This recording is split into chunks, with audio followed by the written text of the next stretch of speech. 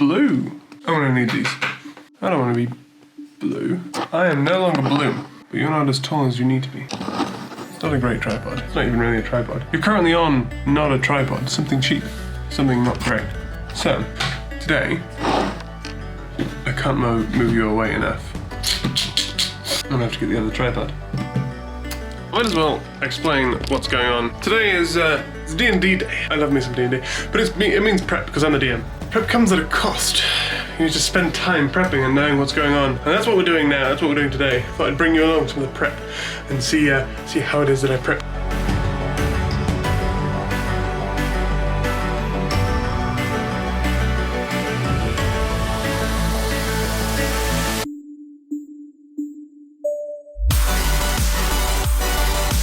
Weird life thing, I know, but it's, well, it's something.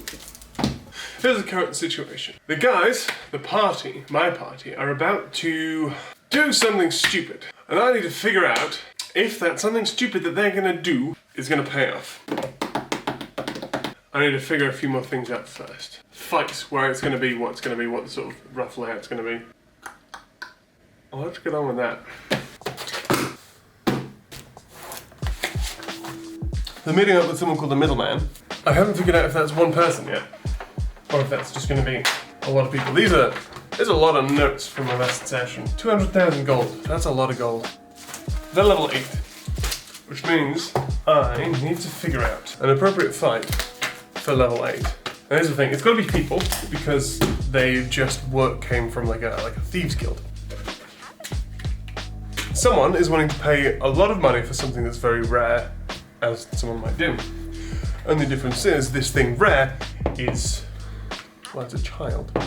So it's a child of a rare race of creatures known as Vulpiran. Yes, these Vulpiran from the Warcraft thing. But they're very rare. There's very, very few of them left. They had one for a while and figured out who was wanting to buy it. So they're wanting to try and figure out who this person is and stop them, basically.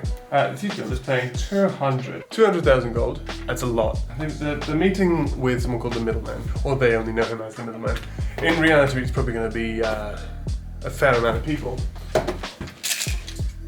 So we're looking at making a level 10 fight for them, because they're powerful enough to take it easily. So they've got magical goods and far stronger than their level should be. Like, if you make your players, your characters, your PCs too strong, I mean, that's fine, just make them fight stronger things, it's simple. And then, every once in a while, just throw something super weak at them. Lots of super weak things, just so that they get that power trip and it feels great. The average bandit is 8 of them to make 1. Now what I might do is have 8 individual bandits just scattered around. That's going to be one of our 10 CRs. But you've got to be careful when you're having lots of creatures. You just have to be careful because if enemies get more actions than your players, you could have a bad time and they could all start dying and then you get a death spiral. You want to be careful for those. But 8 bandits, I mean, they attack a lot. A bandit's only got 10 hit points, that's basically 1 hit, and they're dead. Now the assassin is, I think, going to be the actual the middleman.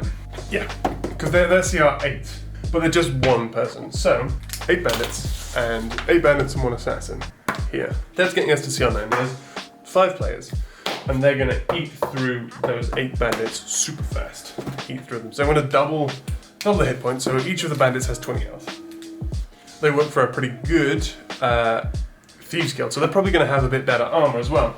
Make it a little crunchier. They're not just going to hit them and then splat against the wall. It's going to make it a bit more difficult for them to fight it, but not too difficult. That's the important part. Don't make it too difficult.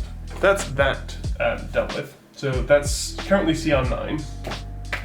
So what I'm thinking is we're going to have some of the bandits be ranged up on the rooftops and some of them be down on the streets. But either having an extra spy, someone who's kind of like the assassin, but nowhere near as potent. Or we have 2 scouts, which will bring us up that extra CR. And they can be up on the rooftops, they can be a bit more of a pain, slightly more elite guys. The scouts have advantage on perception checks. So, if the party tries to do anything a bit funny, the scouts can try and at least somewhat figure it out. That is the middleman. That's the combat done. So this is what they're going to be fighting. What they will see, the one assassin and the four other bandits. So yeah, the one assassin in the middle, 2 bandits on the other side, and that's what they see.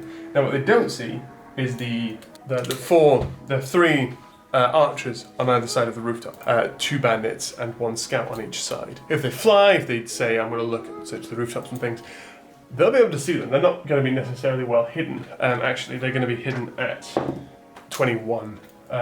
Which one of the players actually has a passive perception higher than that. Which is ridiculous, I know, but there is a reason for it. They're wise, and they took the alert feat, so they have a super high passive perception. He will see them if he tells me that he's looking up. If anyone else tells me they're looking up, they'll have to make rolls for it. So, that's the fight out of the way. But I should probably, good thinking, while I'm here, I'll draw out a rough map of where everything is going from. So here's the thing. The Thieves Guild is at the end of an alleyway, or it looks like it's at the end of an alleyway. There's this big, long alleyway which leads to a wall, which most people just throw barrels and things around, but this wall is an illusion, it doesn't exist. They walk through it, that's how you get to the Thieves Guild. So the rooftop is going to be hiding, so there's the 2 thugs, the generic bandits, and there's the scout, and that's going to be on each side of the rooftop, and then in the middle, down here, we're going to have the main assassin and 4 bandits. Now, if anything happens where a fight ensues, they're going to flee. They're not stupid enough to stick around and get killed, especially when their base is right behind them. Alert the head of the Thieves Guild as to what's going on and that they've been deceived. Now, if it goes through, and for instance, what's this? Where's the real money? What's this? Where's the real guy? It's going to be a case of the Thieves Guild don't get paid until the child is sent to the guy for doing all of this stuff. So you need to figure out, basically, a lot of this is going to be winging it. The scouts on the rooftop are basically going to be constantly reporting back. Say the party says, oh, the actual child is over here, come get him. Then the scouts are going to follow on the rooftop, and one of them is going to report back saying that there's a follow, and then he's going to come back. But ultimately at this point, we know what the fight is going to be, where it's going to be, and roughly what's going to happen in terms of like the gold and the child. So for this one encounter, 20 minutes, I imagine it'll take a lot longer than 20 minutes to get this done, but all of this eventually leading back around to the main story. It will. So that has been roughly my prep for D&D. All the dice that I thought I had to use, but it turns out I didn't really need them that much. Yeah. Didn't really need that much at all.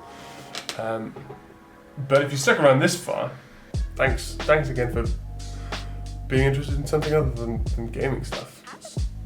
Hell yeah. D&D life. This prep video, so you get a little insight into the brain of at least me as a DM. That's all the prep I'm going to do. I know the city. If you want to see more of my behind the scenes prep stuff, give this video a like, because that's how I know that you like the video. If you want to do anything differently, if you have any post-session suggestions, what you think could have been better, by all means feel free to comment them in the comment section below. But until next time, did you know I'm English? Cheerio.